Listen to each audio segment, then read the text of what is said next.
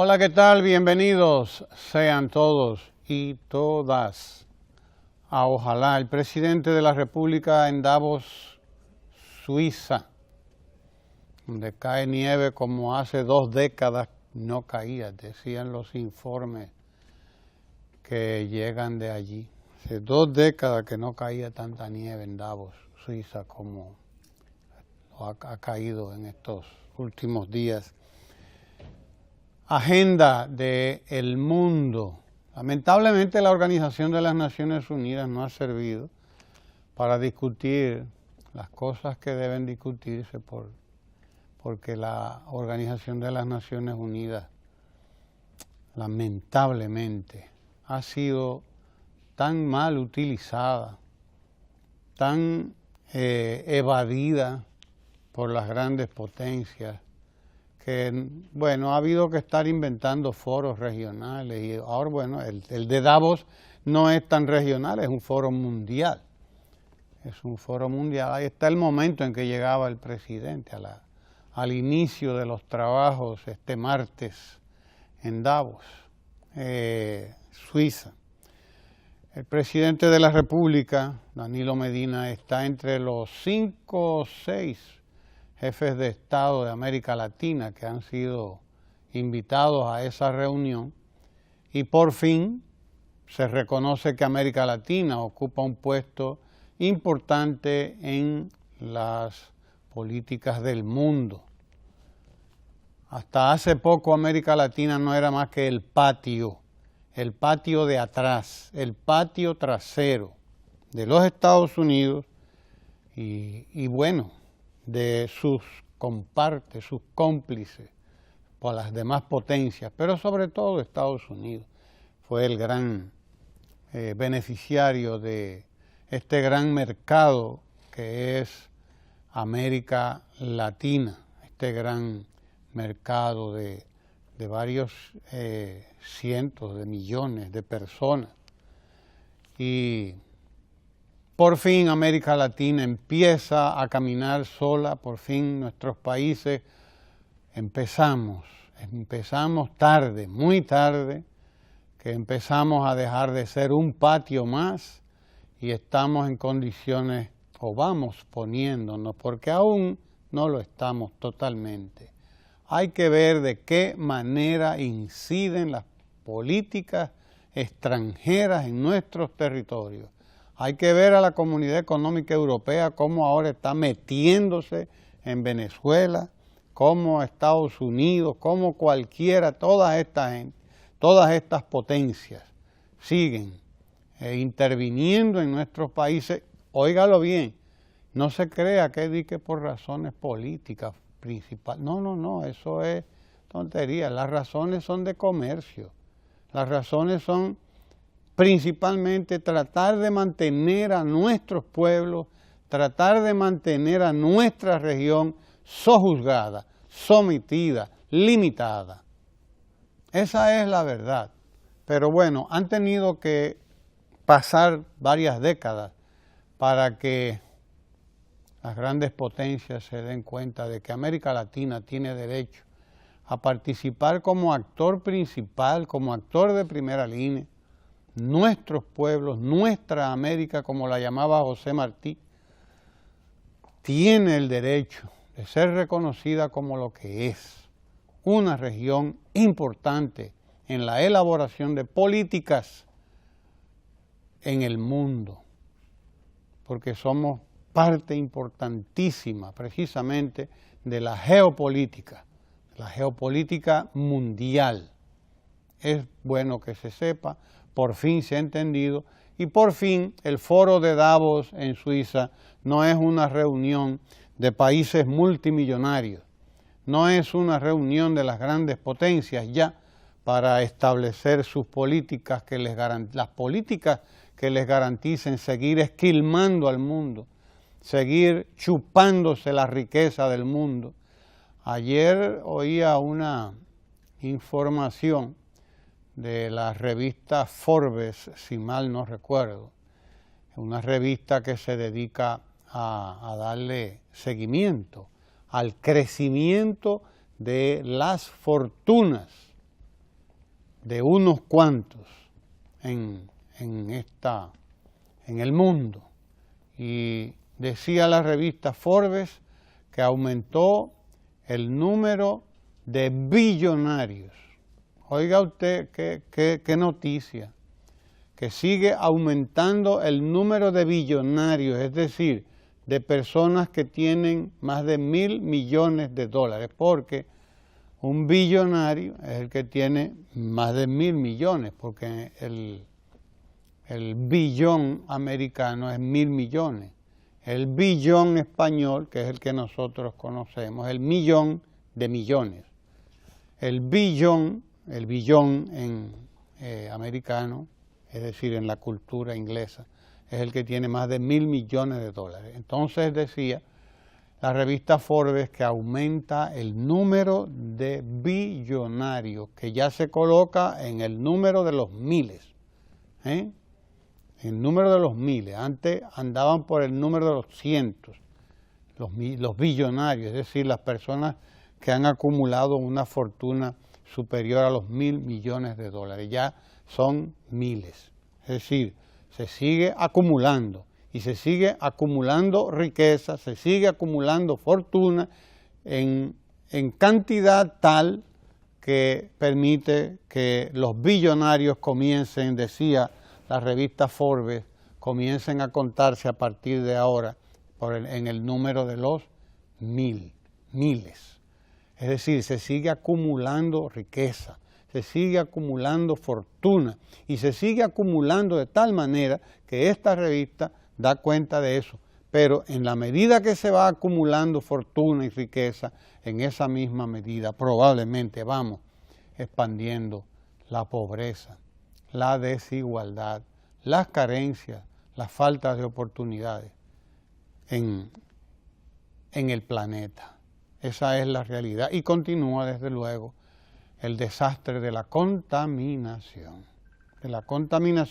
En estos días ponía en circulación un video, una publicación, una organización internacional del desastre en que hemos convertido a nuestro planeta.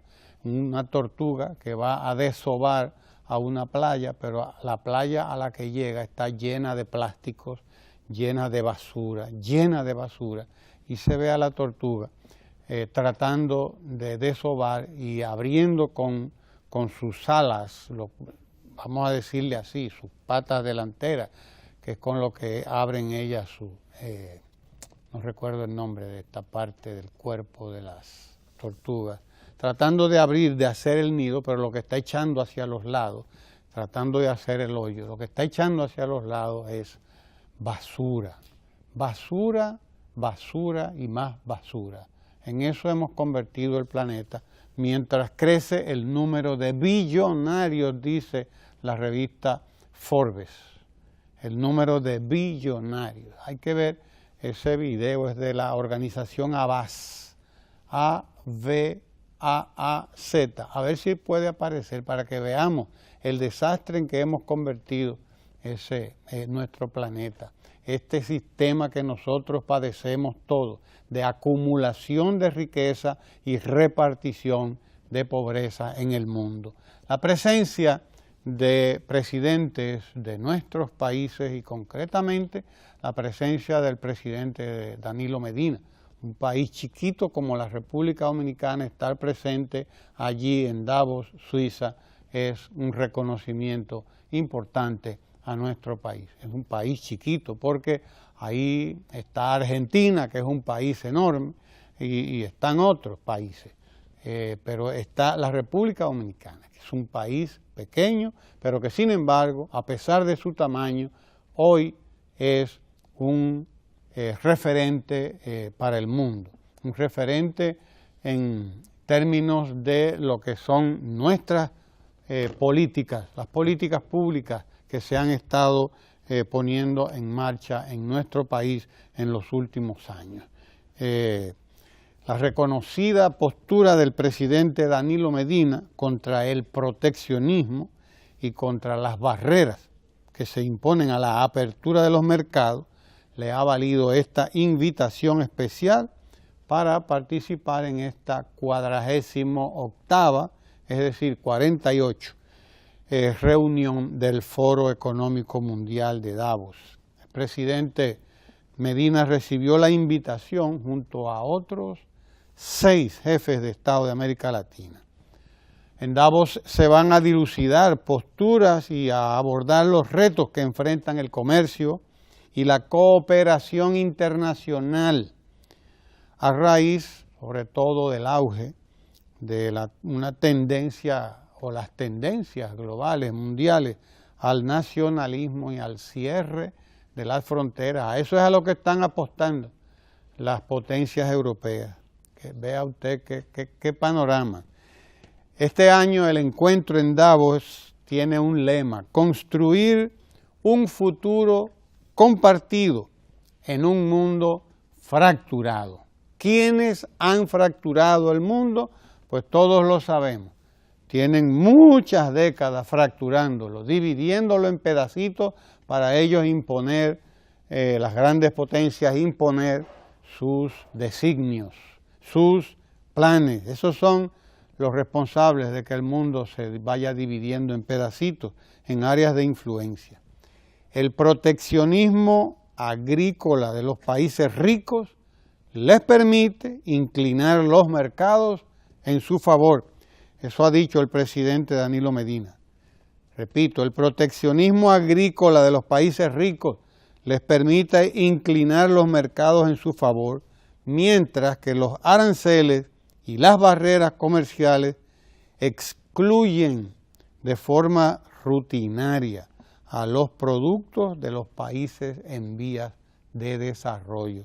La historia de siempre, la historia de siempre. El presidente de la República ha dicho: los países desarrollados deben dar pasos concretos para hacer realidad el ideal del comercio libre y justo, con una reducción significativa de su proteccionismo, de sus subsidios durante las negociaciones comerciales actuales y un aumento de sus fondos a proyectos de desarrollo rural. Son posturas como esas las que le han valido al presidente estar presente allí en Davos, en Suiza. Con posturas como esas, el presidente se ha destacado internacionalmente como una de las voces que apoyan la creación de vínculos efectivos entre los países, propiciando el comercio, las inversiones y la cooperación. Todo esto con el fin de preservar las bondades de un mundo interconectado, al tiempo que protegemos los logros alcanzados en materia de bienestar social para las grandes mayorías de nuestros países, afirmó el presidente Danilo Medina en una de sus intervenciones. El foro de Davos, que reúne a jefes de Estado y también reúne a grandes inversionistas del mundo, las grandes empresas, las grandes corporaciones, los grandes millonarios del mundo, que también tienen mucho que ver con las políticas que se ponen en marcha. Para eso sirve este Foro Económico Mundial de Davos, ya que la ONU se ha convertido en un espacio más político que económico, pues ha habido que crear este foro, que en principio fue un foro de las grandes potencias, que finalmente entendieron que debían abrirse porque el mundo de hoy ya no es el mundillo de hace unas cuantas décadas en que 4 o 5 grandes potencias podían imponer todo lo que les parecía al resto del mundo.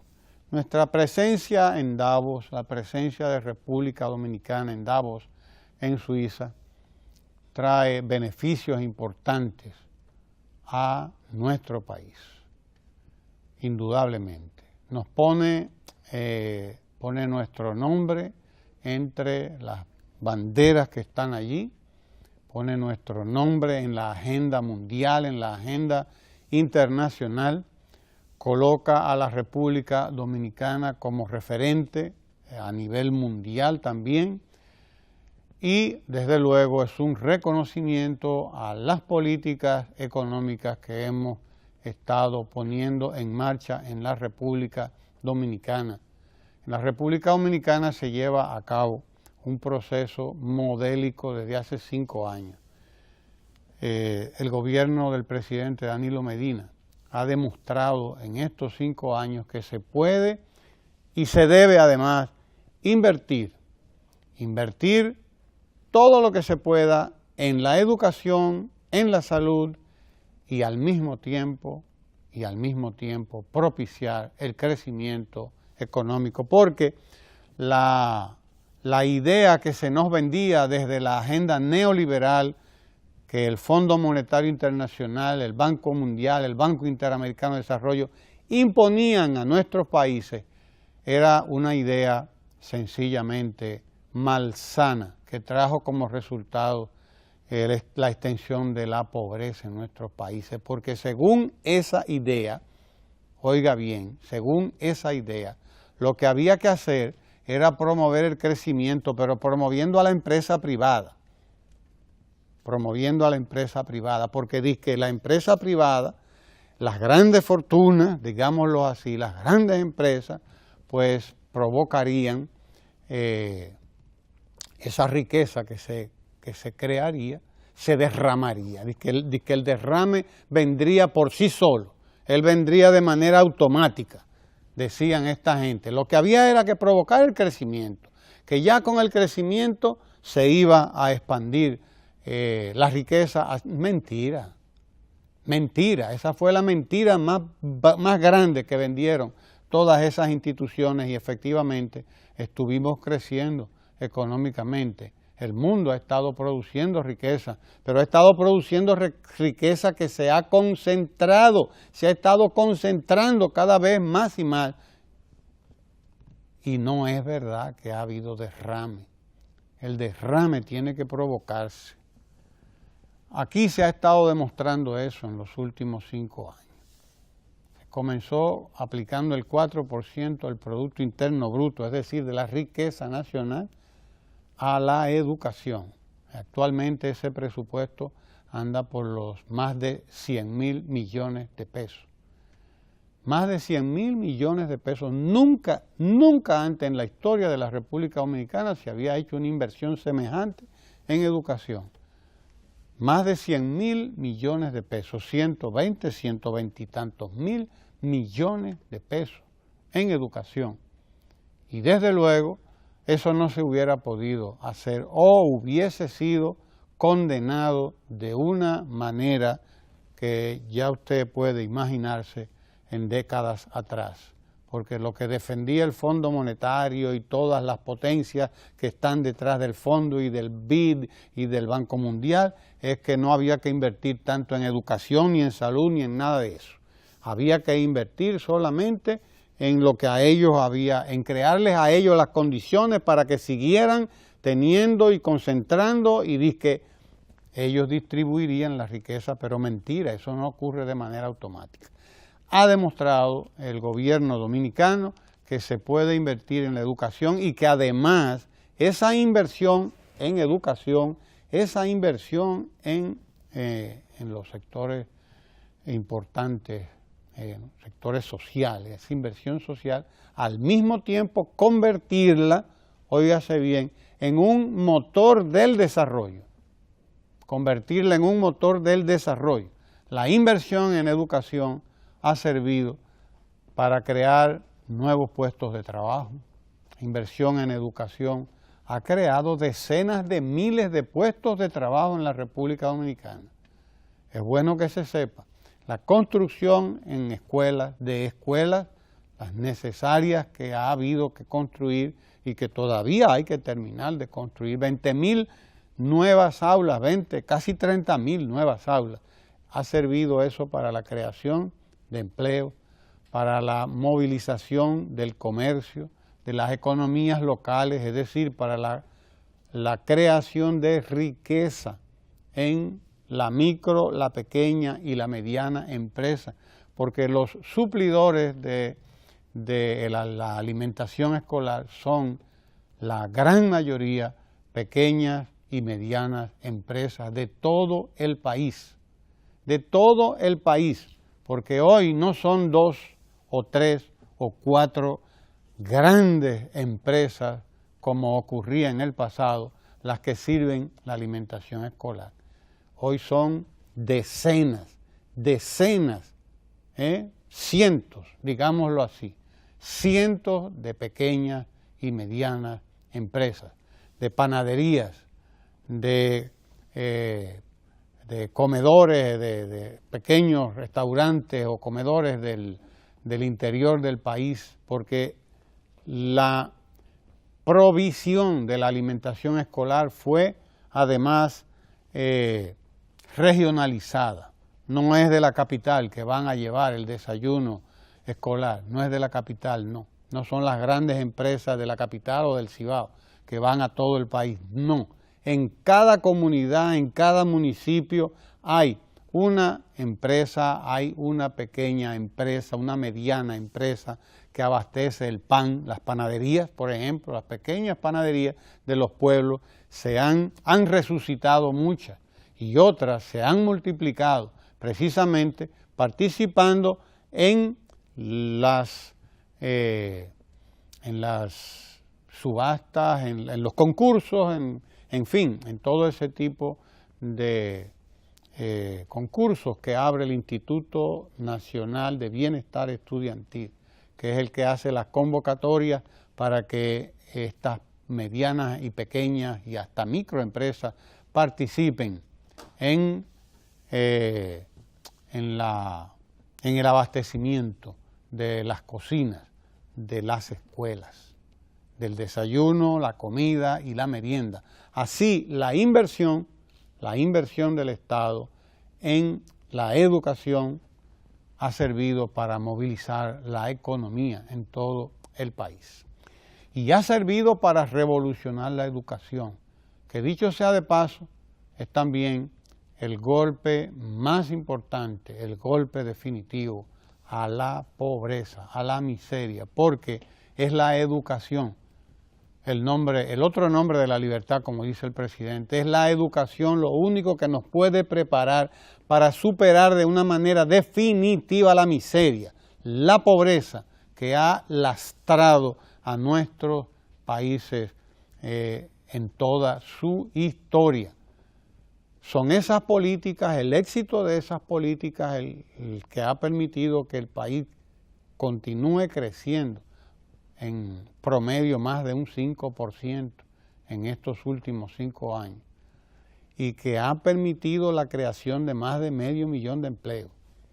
Y esas políticas han tenido repercusión internacional y son esas políticas las que explican que más de un 60% de la población dominicana apoye la gestión de gobierno del presidente Danilo Medina, que ganó las últimas elecciones, con más de un 60%, casi un 62%, algo histórico, que desde luego también llama la atención en la política internacional.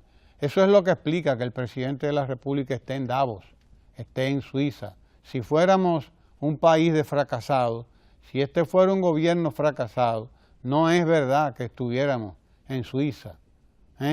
Si nuestras políticas públicas fueran políticas derrotadas, si no estuviéramos creando riqueza, si no estuviéramos creando oportunidades, si no estuviéramos dando el ejemplo que estamos dando en nuestra región, no es verdad que estuviéramos en Suiza.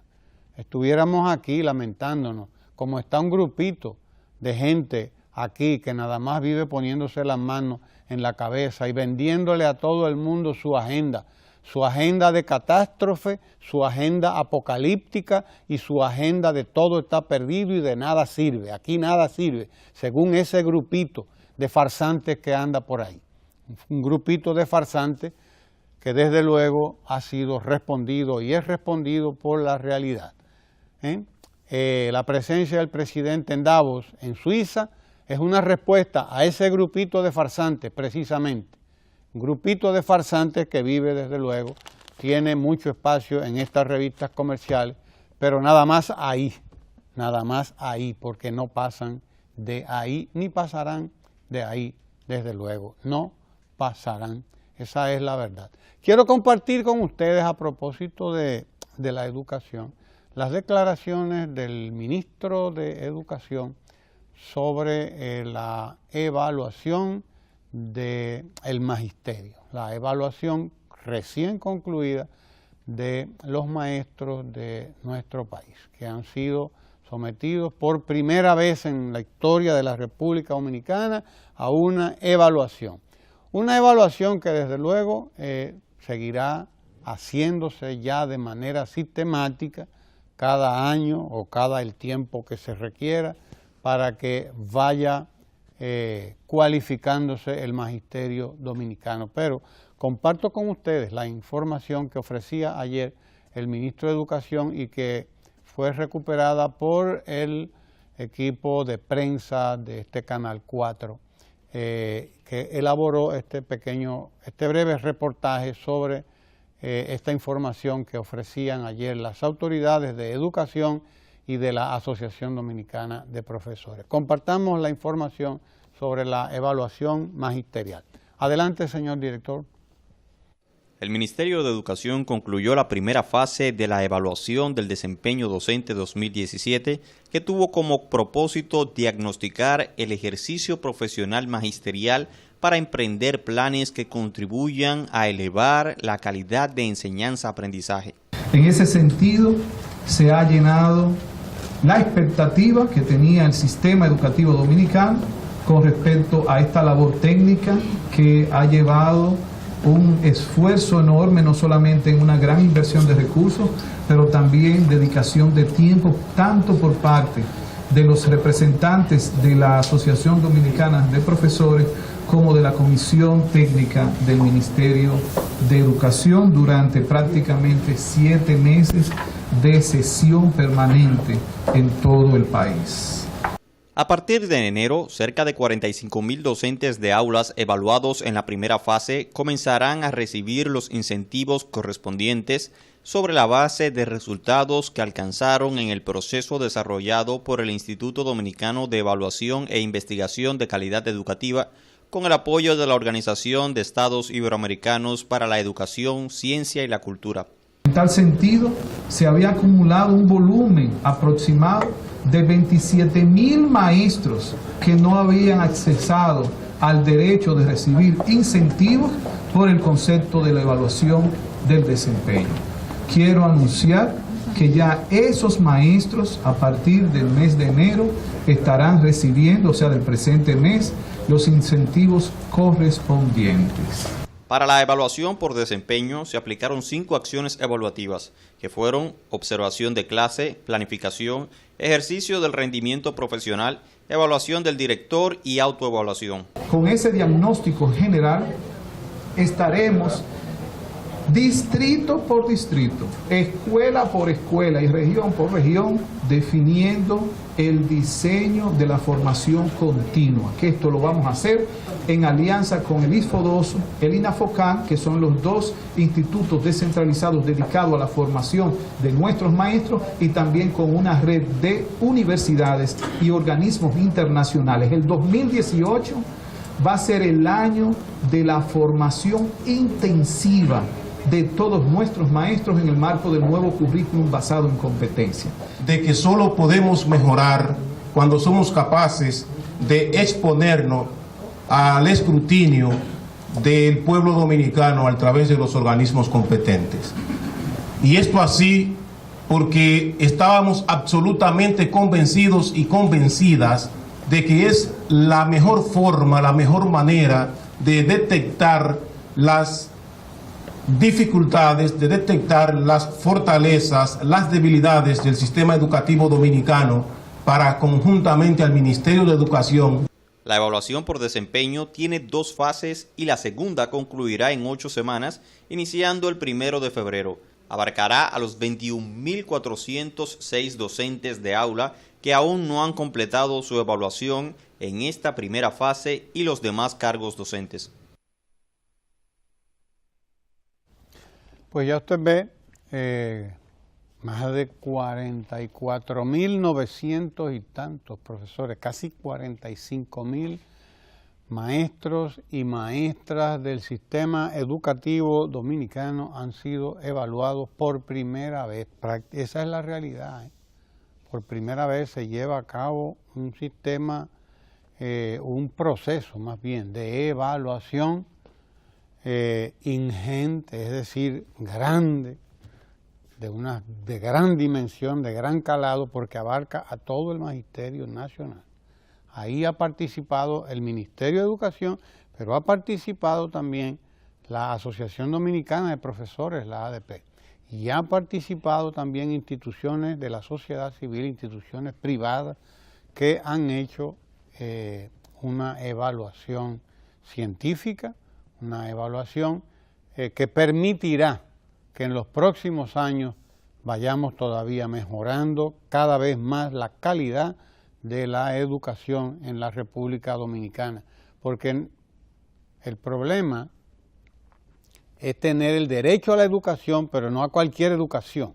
O sea, lo que plantea la Constitución Dominicana es que los pobres, los que van a la educación pública, tienen derecho a la educación tanto como cualquiera hijo de rico, porque los ricos sí que han tenido hasta ahora garantizado el derecho a la educación, a eso no les ha faltado nada. Los que no han disfrutado de un derecho a una educación de calidad son los pobres en la República Dominicana. Por primera vez el sistema educativo dominicano, el sistema público que dicho sea de paso, es más del 95%, porque la educación privada en la República Dominicana no es ni siquiera el 5%, no es ni siquiera el 5% del sistema educativo, para que entendamos de qué es que estamos hablando. Sistema educativo público, que es el sistema educativo nacional real, el otro un sistema es la élite, es la crema innata de la sociedad, digámoslo así, mientras que el 98% de la población estaba en un sistema educativo que solo les daba 2 horas de clase. Esa es la realidad.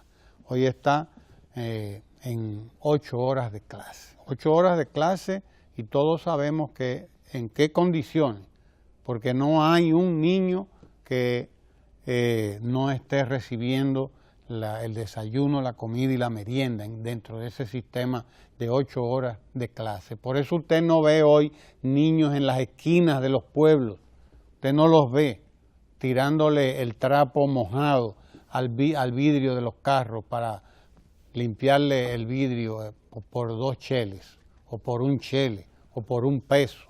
Usted no lo ve, eso ha desaparecido prácticamente de las esquinas de la ciudad de Santo Domingo, de Santiago y de los pueblos del país. Eso ha desaparecido prácticamente.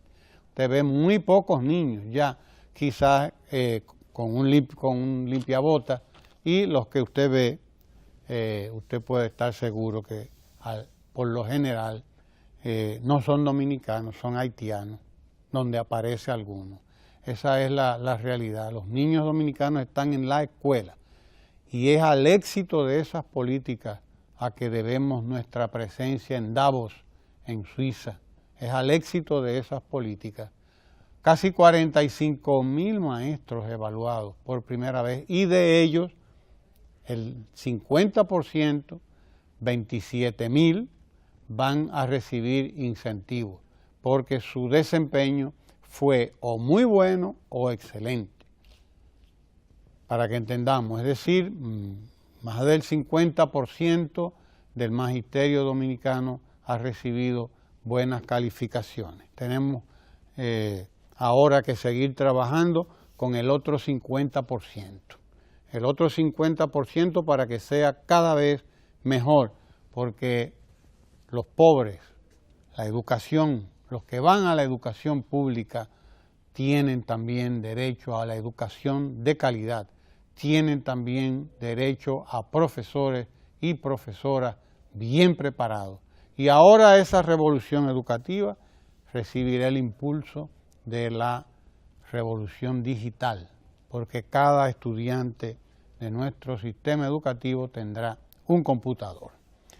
Nosotros tenemos invitados de la provincia de Monte Plata. Son ellos representantes de varias, por lo menos 2 organizaciones agropecuarias. Son ganaderos, son lecheros, que en algún momento se han topado con el presidente de la República en sus visitas sorpresa. Han recibido el apoyo solidario del gobierno y del Estado dominicano, y ellos están aquí para contarnos sus experiencias a partir de ese contacto con el presidente de la República en sus visitas acostumbradas de cada domingo por el campo dominicano.